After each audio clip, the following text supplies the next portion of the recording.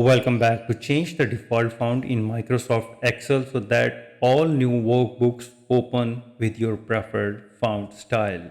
So for example, I have Calibri, my default font. So if you want to change it to your preferred, for this you need to click on the file and then click on the more and click on the options and click on the General tab.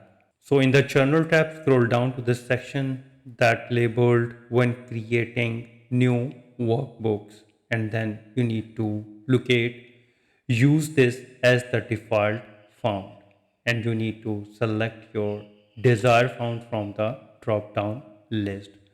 For example, my favorite is Century Gothic. So here is the Century Gothic and click OK to proceed. OK.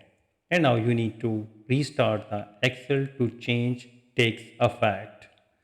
Make sure this settings only applies to the newly created workbooks. Existing file will keep their original font unless you manually update them. So let me close it. And now type anything. And here you can see that the default font has been changed to the Century Gothic.